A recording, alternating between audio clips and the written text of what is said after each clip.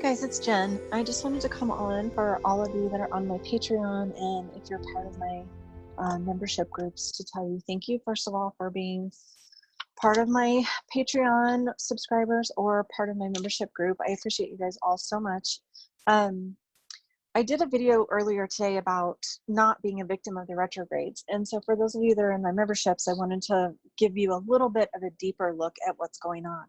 So anytime there's a retrograde, that means that it's helping us be introspective. It's helping us look within. It's helping us look at what's internally within us, right?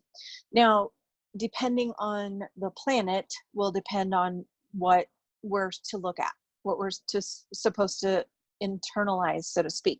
And not like in a bad way, but just to be like, God, what am I really holding on to? What's really there? What is trying to come to the surface? Because retrogrades really are helping us bring things to the surface. So just really quickly, Jupiter is kind of all about abundance. So the one thing that you will see with Jupiter retrograde, it's to help us with our inner growth, but it's going to be more about like too much excess. Like, where are you excessively spending your time, or where are you excessively spending your money, or where are you excessively giving, or where are you excessively like wearing yourself out, basically.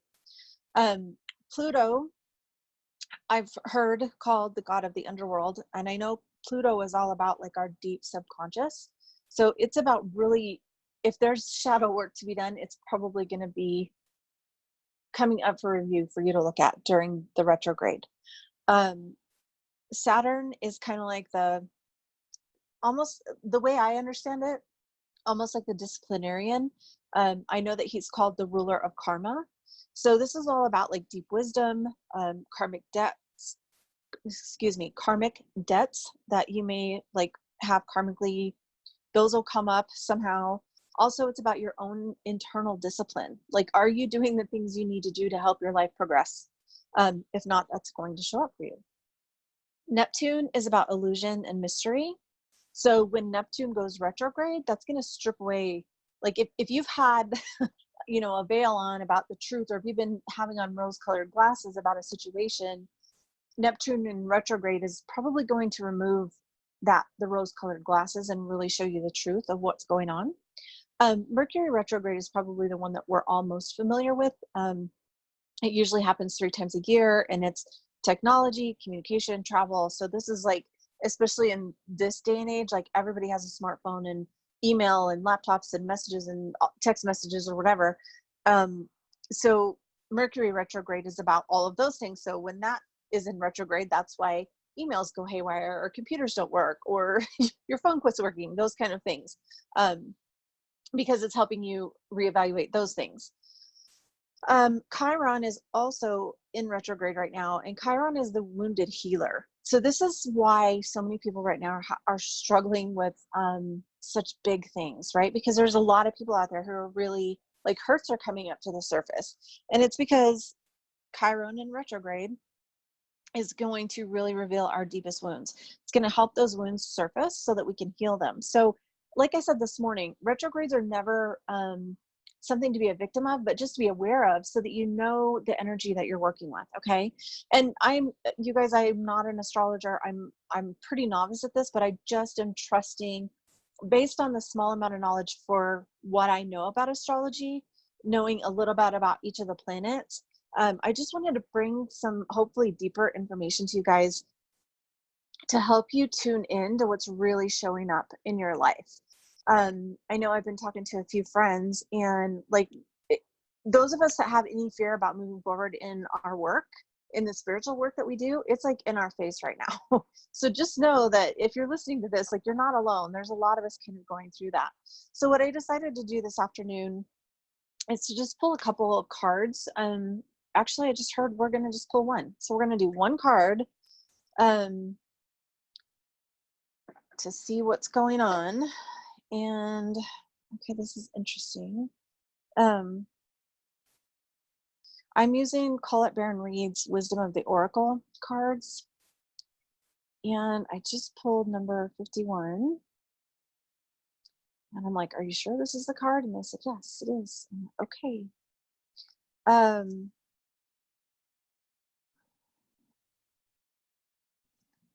Okay, so it says milk and honey and it's reversed. So the essential meaning of this card is the taste of prosperity, opportunities born of authenticity. So the opportunities are going to come if you're completely authentic. Nurturing abundance, trusting that your needs will be met. So because it's reversed, it's saying that there's an unease, which I think probably all of us can agree with. Okay, this totally makes sense. It says a nameless unease compels you to turn to, excuse me, see, Mercury retrograde. I can't even talk. Okay, let me try this again. This is the milk and honey card reversed. And the message is a nameless unease compels you to turn to pleasure and comfort as a means to escape what's really going on. It works in the moment, but it's only fleeting before the feelings return and you need to re-up until you're exhausted. So this is saying these things that I was just saying that might be coming up, like don't try to escape them, because if you do, it's not going to make anything better. Like it's just going to resurface, probably more than likely, probably stronger the next time, feeling worse than before, and you'll continue struggling. Or you may see the light and choose to surrender to spirit. Now is the time for practicing extreme self-care. If you can, do so before you engage in any behaviors that you'll regret later. So especially with all of this retrograde, like tempers have been flaring, like people have getting snippy. I was even snarky the other day. I felt so bad. I snapped at my husband and I was like, oh my God, why did I just do that? It was just, I was snappy. And so I took some self-care. I took a minute. I lit some sage. I lit some incense, and I kind of was like, what's going on here? What am I?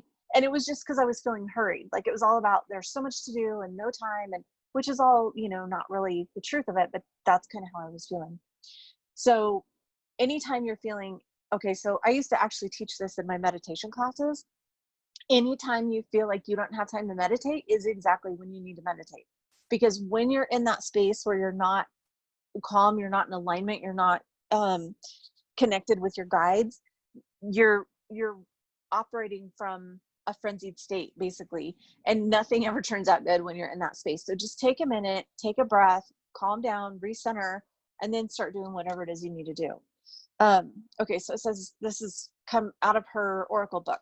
It says, now's the time for practicing extreme self-care, and if you can, do so before you get snarky like I did. And then the message is, you are so loved and so cared for. Feel love and compassion for yourself. Turn your troubles over to the divine for healing.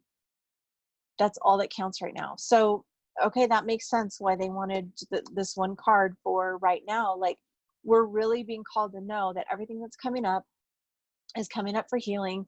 Our guides and angels are surrounding us in love, and they are ready to help us heal these things. And this really kind of comes back to the big theme of the message that I've been getting over the past couple months, which is we've got to let go of all of the baggage that we don't want to carry forward into the new energy. And so it's just cleaning up. And I think I even did a message the other day about all the tiny details. So if you have emotions coming up, if you have physical stuff coming up, if you have spiritual stuff coming up, like whatever it is, don't be afraid to fully look at it. So like, don't go just avoid it. You know what I mean? Like, it's okay if self-care means you need to take a break and go sit and watch a movie and kind of detach for a minute. But if you're doing that to avoid the healing work, then it's just going to resurface even stronger, because now is the time that it's trying to get your attention for healing. So, I encourage you guys all to just take your time, do your meditation, do your prayers, understand that everything we're going through is like refinement. And I know I've talked about this. It's been a long time since I've talked about this, but this really reminds me of, like, in the Bible, it talks about refinement of the fire. And what that does is it makes the purest silver, right? So when you heat up silver, only the things that are the purest will flow through. Everything else falls away. So when they refine silver, and I don't know if they still practice it that way these days, but in the old days, you used to heat it up. And so when things heat up, that refines everything. So this is helping us see the quote unquote impurities and what we need to look at and what we need to heal and where our wounds are and what we need to forgive and release, and all of the the inner work that is, I know it's so hard, but it's also so valuable, and it's so freeing when you can get on the other side of it.